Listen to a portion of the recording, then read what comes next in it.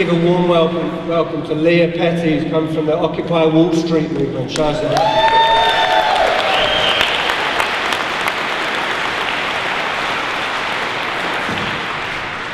Thank you very much for having me. Greetings, solidarity from Occupy Wall Street. This is my first time in London, and this is the very, very first stop to make right off the plane. It's been a very inspiring day. Thank you.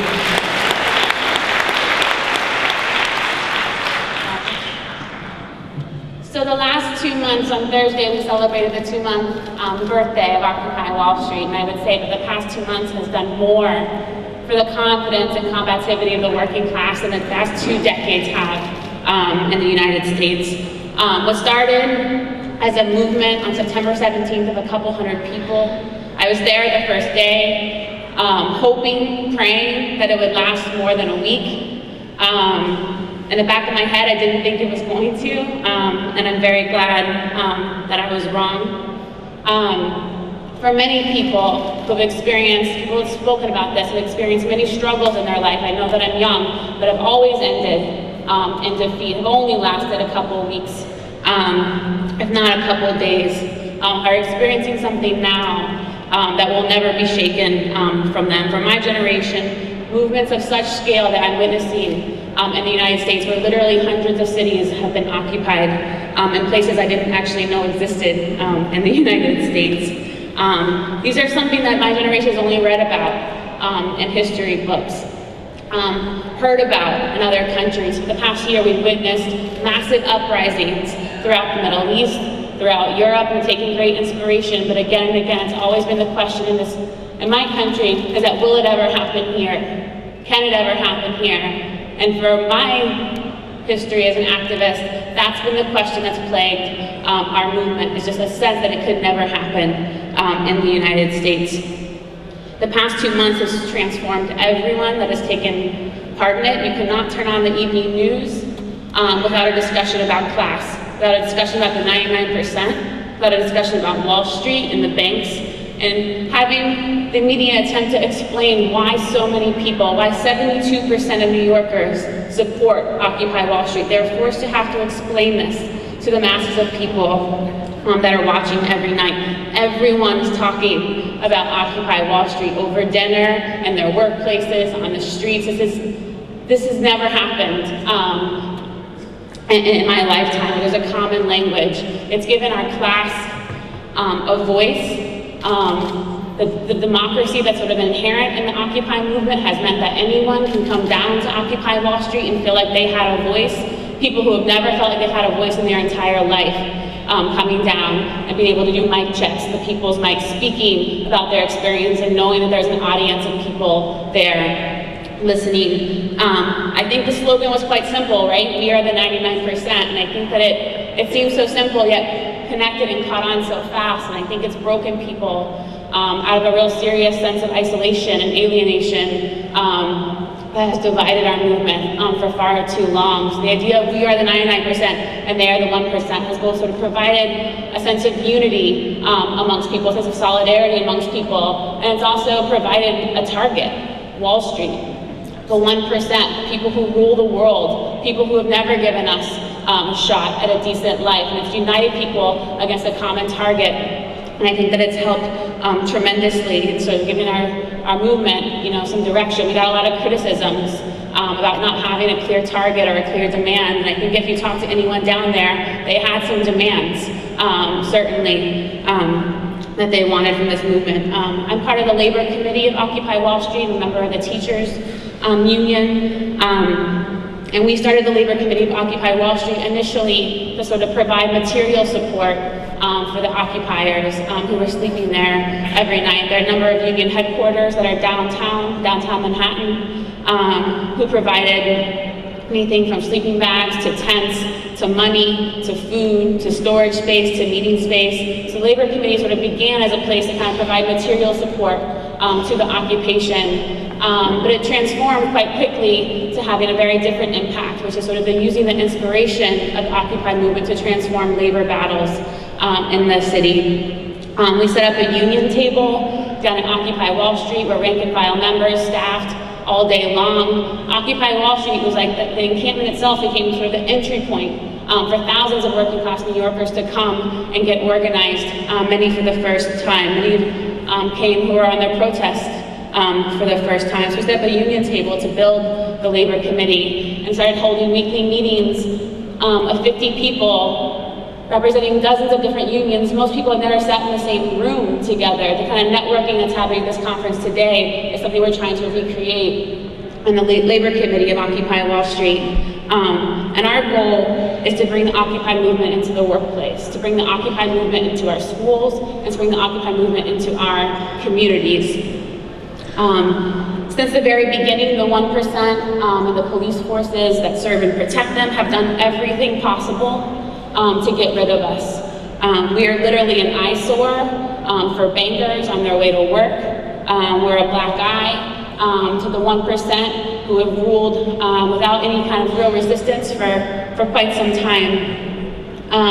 So the first attempt through the media, right, is to discredit us, to make us feel that this is just a bunch of dirty hippies down at Wall Street who don't have anything to say for the thousands of working class New Yorkers. And they were proven quite wrong quite quickly. And once over 70% of people began to support Occupy Wall Street, they had to come up with a different tactic. And unfortunately, that's meant massive police brutality onto the encampment itself and those who support it. People may have heard of Bloomberg, our mayor's original attempt to clean up Wall Street. If anyone's been to New York, the hypocrisy is just outrageous that our mayor would care about the health and safety of New Yorkers. So what we organized was a people's cleanup, where janitors' unions donated cleaning equipment, where occupiers began cleaning up our own encampment and letting the mayor know that we didn't need them. The AFL-CIO sent out 2 action alerts to go and support and defend the encampment from police repression. At 5 in the morning, I was in the park with 5,000 other students, unemployed, and union members, and we're strong enough and encircled the park with enough numbers where the mayor was forced to back down.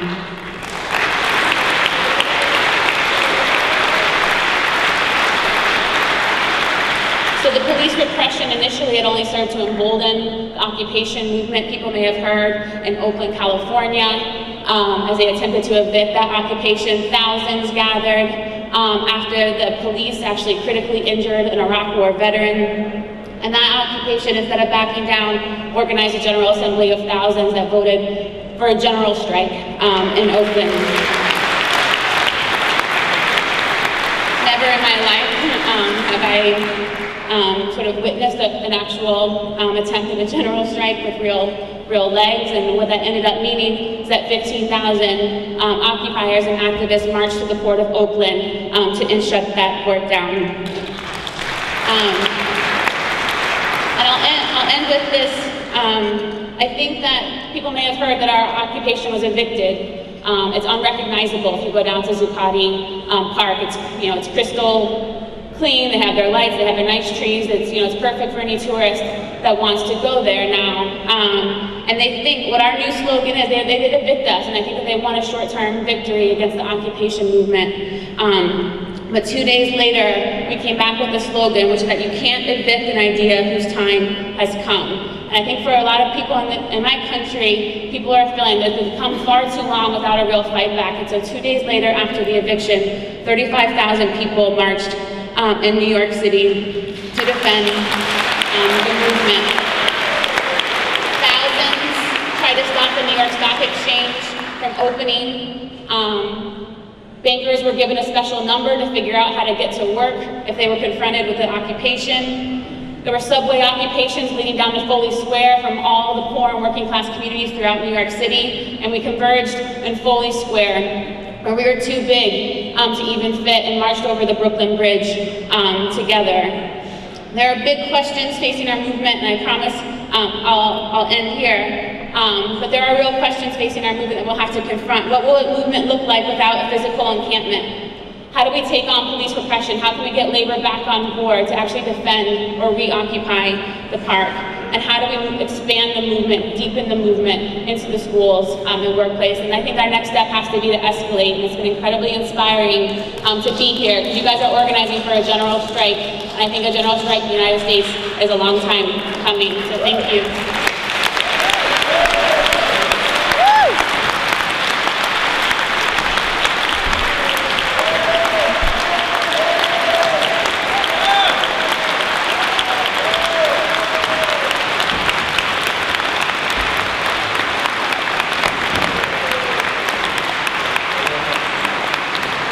Occupy Wall Street were next for us here. Thank you, Leah.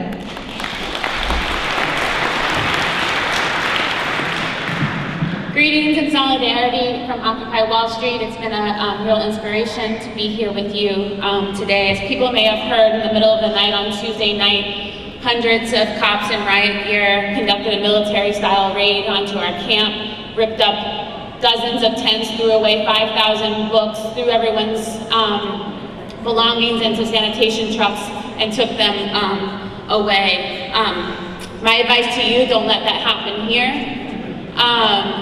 I think that what I've heard today is that it's actually easy for them to do it with hundreds of cops in the middle of the night. It won't be easy to do it here if doctors and nurses and teachers in transit and construction is there linking arms to defend your occupation. We may have lost Zuccotti Park, but our new slogan is, you can't evict an idea whose time has come. We've waited too long, we're occupying, we're not going anywhere. They're threatening to close down 45 public schools in New York City. We need to occupy our schools. They're threatening to raise tuition in universities across our country. We need to occupy our universities. The Transit Workers Union, this contract is up. In the middle of December, we can occupy our subways to demand that they get a fair contract with no concessions. We will be watching you November 30th, and deep inspiration, and we hope to be following in your footsteps shortly. Thank you so much for having me. Solidarity.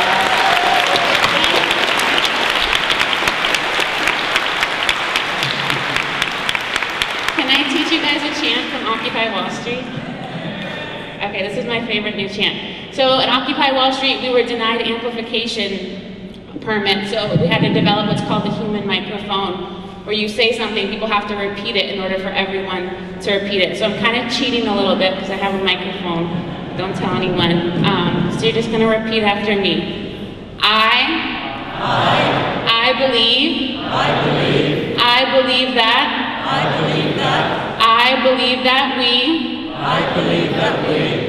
believe that we can win. I believe that